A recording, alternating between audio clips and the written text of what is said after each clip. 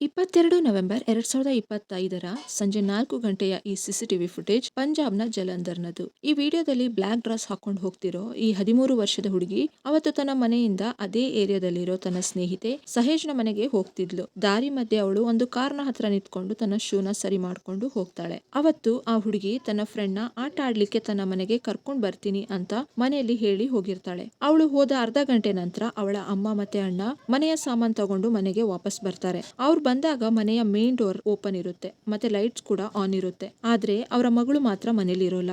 ಆಗ ಅವಳ ತಾಯಿ ತನ್ನ ಮಗನಿಗೆ ಸಹೇಶ್ನ ಮನೆಗೆ ಹೋಗಿ ತಂಗಿನ ಕರ್ಕೊಂಡ್ ಬಾ ಅಂತ ಹೇಳ್ತಾಳೆ. ಆದ್ರೆ ಸಹೇಶ್ನ ತಂದೆ ಹರ್ಮಿಂದರ್ ಸಿಂಗ್ ಅವಳು ಇಲ್ಲಿ ಬಂದೇ ಇಲ್ಲ, ಇನ್ಫ್ಯಾಕ್ಟ್ ನನ್ನ ಮಗಳು ಸಹೇಶ್ ಅವಳ ತಾಯಿಯೊಂದಿಗೆ ಲುಧಿಯಾನಕ್ಕೆ ಹೋಗಿದ್ದಾಳೆ ಅಂತ ಹೇಳ್ತಾನೆ. ಸುಮಾರು ಹೊತ್ತಿಂದ ಒಬ್ಬ ಹುಡುಗಿ ಕಾಣೆಯಾಗಿರೋ ವಿಷಯ ಆ ಏರಿಯಾದಲ್ಲೆಲ್ಲ ಸ್ಪ್ರೆಡ್ ಆಗುತ್ತೆ. ಆದ್ರೆ ಹುಡುಗಿಯನ್ನ ಯಾರು ಸಹ ನೋಡಿರಲ್ಲ. ತುಂಬಾ ಪ್ರಶಾಂತ ಮತ್ತೆ ಸುರಕ್ಷಿತವಾದ ಈ ಏರಿಯಾದಲ್ಲಿ ಈ ರೀತಿ ಒಂದು ಮಗು ಕಾಣೆಯಾಗಿರೋದು ಆ ಏರಿಯಾದ ಜನರಲ್ಲಿ ತುಂಬಾ ಗೊಂದಲ ಉಂಟು ಮಾಡುತ್ತೆ. ಆಗ ಆ ಏರಿಯಾದಲ್ಲಿರೋ ಎಲ್ರು ಸೇರಿ ಯಾರ್ಯಾರ ಮನೆಯಲ್ಲಿ ಸಿಸಿಟಿವಿ ಇದೆಯೋ ಆ ಮನೆಗಳಲ್ಲಿ ಸಿಸಿಟಿವಿ ರೆಕಾರ್ಡಿಂಗ್ಸ್ ನ ಚೆಕ್ ಮಾಡ್ಲಿಕ್ಕೆ ಸ್ಟಾರ್ಟ್ ಮಾಡ್ತಾರೆ. ಒಂದು ಸಿಸಿಟಿವಿ ಫುಟೇಜ್ ನಲ್ಲಿ 4 ಗಂಟೆ 3 ನಿಮಿಷಕ್ಕೆ ಅವಳು ಸಹೇಜ್ನ ಮನೆಗೆ ಹೋಗ್ತಿರೋದು ಗೊತ್ತಾಗುತ್ತೆ. ಈ ಸಿಸಿಟಿವಿ ಫುಟೇಜ್ ನೋಡಿದ ಜನರು ಸಹೇಜ್ಲ ಮನೆ ಹತ್ರ ಹೋಗಿ ಸಹೇಜ್ಲ ತಂದೆನ ಹುಡುಗಿಯ ಬಗ್ಗೆ ವಿಚಾರಣೆ ಮಾಡ್ತಾರೆ. ಆದ್ರೆ ಅವನು ಆ ಹುಡುಗಿ ಇಲ್ಲಿ ಬಂದೇ ಇಲ್ಲ ಅಂತ ಹೇಳ್ತಾನೆ. ಆಗ ಮನೆಯವರು ಪೊಲೀಸ್ ಠಾಣೆಯಲ್ಲಿ ತಮ್ಮ ಮಗಳ ಮಿಸ್ಸಿಂಗ್ ಕಂಪ್ಲೇಂಟ್ ನ ಮಾಡಿ ಹರ್ವಿಂದರ್ ನ ಮನೆಯನ್ನ ಚೆಕ್ ಮಾಡ್ಲಿಕ್ಕೆ ರಿಕ್ವೆಸ್ಟ್ ಮಾಡ್ತಾರೆ. ಸಂಜೆ 6 ಗಂಟೆಗೆ ಬಸ್ತಿ ಬಾಬಾ ಖೇರ್ ಪೊಲೀಸ್ ಸ್ಟೇಷನ್ ಇಂದ ಮೊದಲು ಇಬ್ರು ಪೊಲೀಸರು ಅಲ್ಲಿಗೆ ಬರ್ತಾರೆ. ಇವರಲ್ಲಿ ಒಬ್ನು ASI ಮಂಗತ್ ರಾಮ್ ಅಂತ. ವಿಕ್ಟಿಮ್ ನ ತಾಯಿ ಮೀಡಿಯಾದಲ್ಲಿ ಹೇಳ್ತಾರೆ, ಈ ಪೊಲೀಸರು ವಿಚಾರಣೆ ಹೆಸರಲ್ಲಿ ಕೇವಲ ಆ ಏರಿಯಾದ ಕೆಲ ಜನರ ಸ್ಟೇಟ್ಮೆಂಟ್ ತಗೊಂಡ್ರು. ಹರ್ಮಿಂದರ್ ನ ಮನೆಯನ್ನ ಸರಿಯಾಗಿ ಚೆಕ್ ಮಾಡೋದ್ ಬಿಟ್ಟು ಅವನ ಮನೆಯ ಬೆಡ್ ಮೇಲೆ ಕೂತು ಇಬ್ರು ಚಾಯ್ ಕುಡಿತಿದ್ರು. ನಾವು ಮತ್ತೆ ಅವರಿಗೆ ಮನೆಯನ್ನ ಚೆಕ್ ಮಾಡೋಕೆ ಹೇಳಿದಾಗ ಅವರು ಮನೆಯ ಬೀರ್ವನ್ನ ಚೆಕ್ ಮಾಡ್ತಿದ್ರು ಅಂತ ಹೇಳ್ತಾರೆ. ಆಗ ಆ ಹುಡುಗಿಯ ಮನೆಯವರು ಲುಧಿಯಾನದಲ್ಲಿ ತನ್ನ ಇಬ್ರು ಹೆಣ್ಮಕ್ಳ ಜೊತೆ ಇದ್ದ ಹರ್ಮಿಂದರ್ ನ ಹೆಂಡತಿಗೆ ಕಾಲ್ ಮಾಡಿ ಕೇಳಿದಾಗ ಅವಳು ನನಗೆ ಇದ್ರ ಬಗ್ಗೆ ಏನು ಗೊತ್ತಿಲ್ಲ ಅಂತ ಹೇಳ್ತಾಳೆ. ಅದಾಗ್ಲೇ ಹುಡುಗಿಯ ನಾಪತ್ತೆಯಾಗಿ 4 ಗಂಟೆ ಕಳೆದಿರುತ್ತೆ. ಈ ಸಿಸಿಟಿವಿ ಫುಟೇಜ್ ನಲ್ಲಿ ಆ ಹುಡುಗಿ ಆ ಮನೆಯೊಳಗೇನು ಹೋಗಿರ್ತಾಳೆ, ಆದ್ರೆ ಆಚೆ ಬಂದಿರೋದಿಲ್ಲ. ಆ ಫುಟೇಜ್ ನೋಡಿದ ನಂತರ ಆ ಹುಡುಗಿಯ ತಾಯಿ ಪದೇ ಪದೇ ಹರ್ಮಿಂದರ್ ನ ಮನೆಗೆ ಹೋಗಿ ವಿಚಾರಿಸ್ತಾರೆ. ಆದ್ರೆ ಹರ್ಮಿಂದರ್ ಇಲ್ಲಿ ನಿಮ್ಮ ಮಗಳು ಬಂದೇ ಇಲ್ಲ ಅಂತ ಅವರ ಮೇಲೆ ಚೀರಾಡ್ತಾನೆ. ಆದ್ರೆ ಈ ವಿಡಿಯೋ ಆ ಹುಡುಗಿ ಅಲ್ಲಿ ಹೋಗಿರೋದಕ್ಕೆ ಕ್ಲಿಯರ್ ಪ್ರೂಫ್ ಆಗಿತ್ತು. ಅದಕ್ಕೆ ಹುಡುಗಿಯ ಮನೆಯವರು ಮತ್ತೆ ಆ ಏರಿಯಾದ ಜನರೆಲ್ಲ ಸೇರಿ ರಾತ್ರಿ ಸುಮಾರು 10 ಗಂಟೆಗೆ ಹರ್ಮಿಂದರ್ ನ ಮನೆಗೆ ನುಗ್ತಾರೆ. 2 ರಿಂದ 3 ಬೆಡ್ರೂಮ್ ನ ಚಿಕ್ಕ ಮನೆಯಾಗಿದ್ದ ಹರ್ಮಿಂದರ್ ನ ಮನೆಯನ್ನೆಲ್ಲ ಹುಡುಕ್ತಾರೆ. ಆದ್ರೆ ಆ ಹುಡುಗಿ ಅಲ್ಲಿ ಅವರಿಗೆ ಸಿಗೋದಿಲ್ಲ.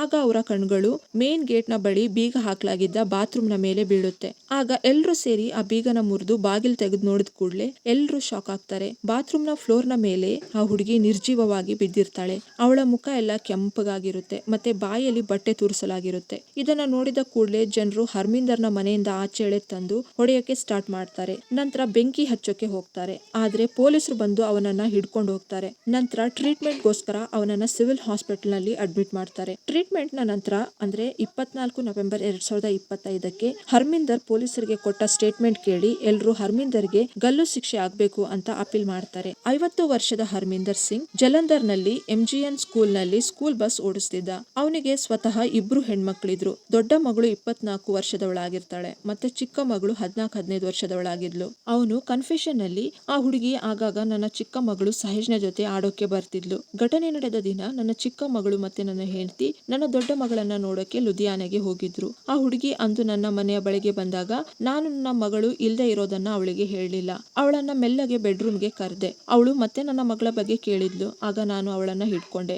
ಆಕೆ ಗಾಬರಿಗೊಂಡು ಕಿರ್ಚೋಕೆ ಶುರು ಮಾಡಿದಾಗ ನಾನು ಅವಳ ಬಾಯಿಗೆ ಬಟ್ಟೆ ತುರುಕಿದೆ. ನಾನು ಅವಳನ್ನ ನನ್ನ ಮನೆಯಿಂದ ಆಚೆ ಹೋಗದಂತೆ ತಡೆಯೋಕೆ ಗಟ್ಟಿಯಾಗಿ ಅವಳ ಕತ್ತನ್ನು ಹಿಸ್ಕೋಕೆ ಸ್ಟಾರ್ಟ್ ಮಾಡಿದೆ. ನನಗೆ ಹುಡುಗಿ ಸತ್ತೋಗಿದ್ದಾಳೆ ಅಂತ ಕನ್ಫರ್ಮ್ ಆದ್ಮೇಲೆ ಅವಳ ಶವನ ಬೆಡ್ರೂಮ್ ಇಂದ ತೆಗೆದು ಬಾತ್ರೂಮ್ ಗೆ ಶಿಫ್ಟ್ ಮಾಡಿದೆ. ನನಗೆ ಗೊತ್ತಿತ್ತು ಹುಡುಗಿ ಸಂಜೆ ಮನೆಗೆ ಬಂದಿಲ್ಲ ಅಂದ್ರೆ ಮನೆಯವರು ಹುಡ್ಕೊಂಡು ಇಲ್ಲಿ ಬರ್ತಾರೆ ಅಂತ. ಸಂಜೆ ಮೊದಲ ಬಾರಿಗೆ ಅವರು ಇಲ್ಲಿ ಬಂದು ವಿಚಾರಿಸಿದಾಗ ನಾನು ಇಲ್ಲಿ ಹುಡುಗಿ ಇಲ್ಲ ಅಂತ ಹೇಳಿದೆ. ನಂತರ ರಾತ್ರಿ ನನ್ನ ಫ್ರೆಂಡ್ ನ ಕಾರ್ ತಂದು ಹುಡುಗಿಯ ಶವನ ಇಲ್ಲಿಂದ ತಗೊಂಡು ಹೋಗಿ ದೂರ ಎಸೆದು ಬರೋಣ ಅಂತ ನಾನು ಪ್ಲಾನ್ ಮಾಡಿದ್ದೆ. ಅದರಂತೆ ನಾನು ಕಾರ್ ಸಹ ತಂದು ಮನೆ ಮುಂದೆ ನಿಲ್ಸಿದೆ.